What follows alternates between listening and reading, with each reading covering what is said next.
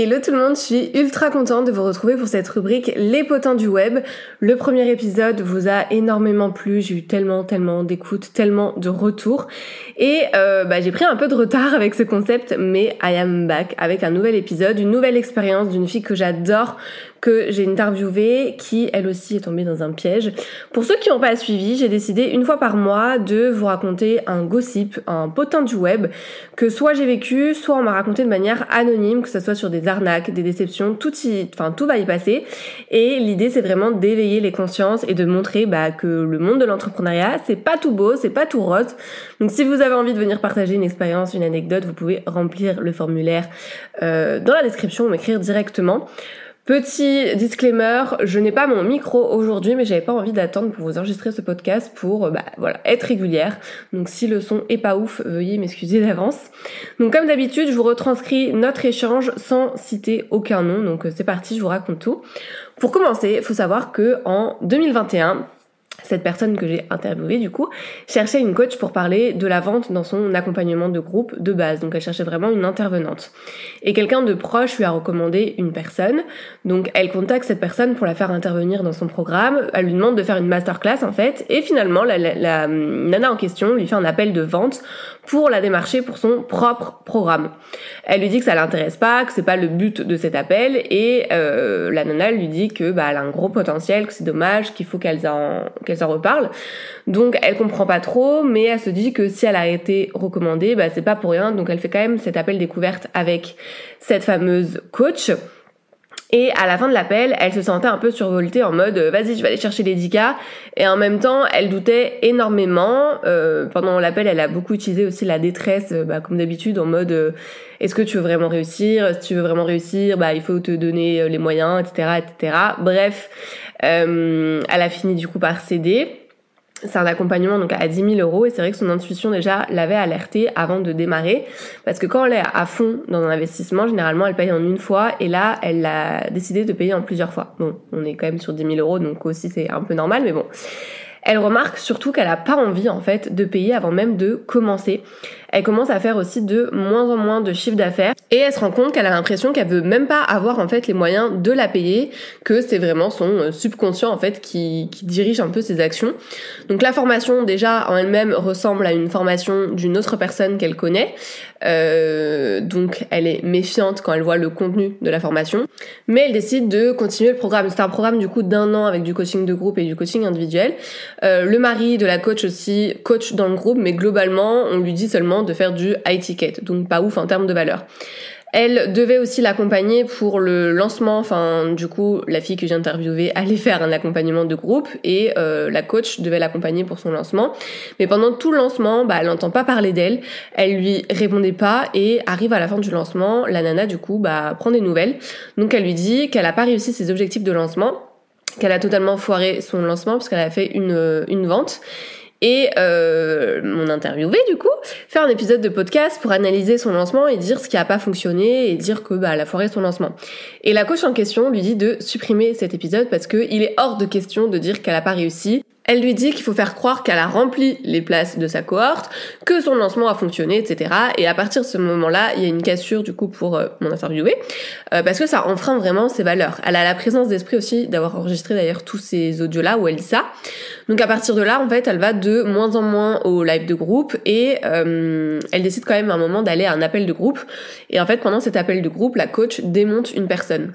Elle lui dit que la personne, elle dit que la personne est nulle, qu'elle a rien réussi. La nana se met à pleurer et tout. Bref, entre-temps aussi, je vous dis tous les red flags. Entre-temps, la coach met en ligne un nouveau module de formation. Et là, écoutez bien. Pendant ce nouveau module, en fait, elle dit qu'elle utilise l'hypnose vocale dans ses appels découvertes pour faire en sorte que les gens signent. Donc déjà, en termes d'éthique dans cette pratique, il y a pas grand chose. Et c'est là où elle se rend compte qu'elle a l'impression du coup de s'être complètement fait manipuler. Elle apprend plein de trucs aussi de manipulation, etc. dans ce module-là. Et à partir de ce moment-là, elle demande d'arrêter la formation parce qu'elle s'y retrouve tout simplement pas.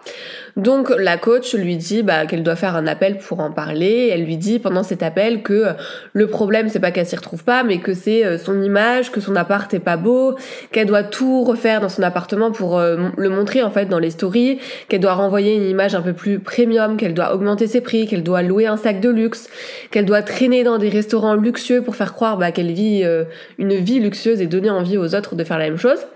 Et quand elle lui dit ça, la cliente du coup se dit que c'est juste pas possible. Et donc là, elle commence à comprendre et elle se dit que toute cette psychologie, c'est même pas cette psychologie, cette manipulation aurait pu vraiment la détruire, surtout qu'elle sortait d'un burn-out à cette époque-là. Donc elle lui dit vraiment qu'elle veut arrêter. Et pour arrêter, la coach lui dit qu'il faut payer 1500 € et un pourcentage de la formation. Donc elle envoie une facture comme quoi elle doit 3000 €, en sachant qu'elle a déjà payé 3000 € sur les 10 000 €.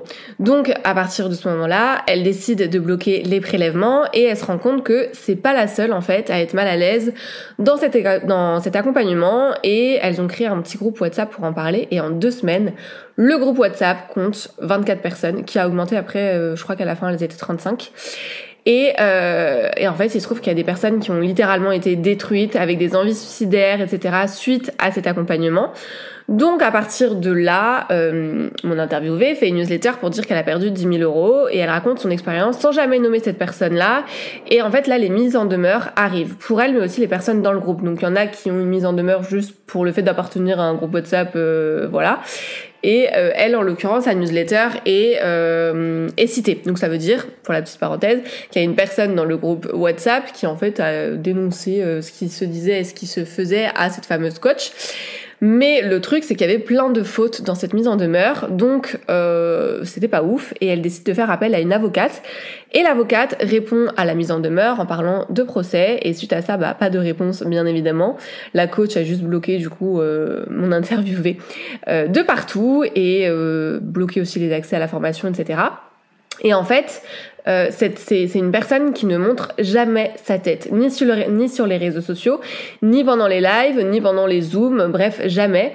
Et du coup, même ses clientes n'ont jamais vu à quoi elle ressemble. Et faut savoir ce qui a été su du coup après, c'est que il y a plein de procès également sur son mari qui est aussi dans le coaching.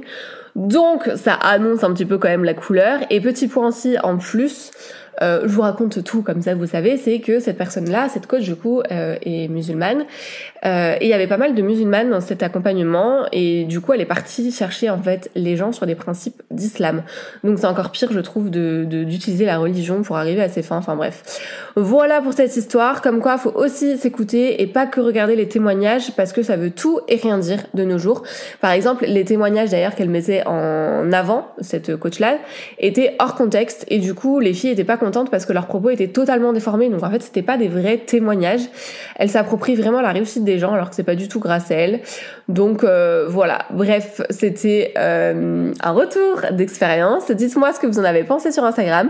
Et si vous avez envie, encore une fois, de raconter votre propre histoire de manière anonyme, n'hésitez pas à m'écrire. Et on se retrouve pour un nouvel épisode très bientôt.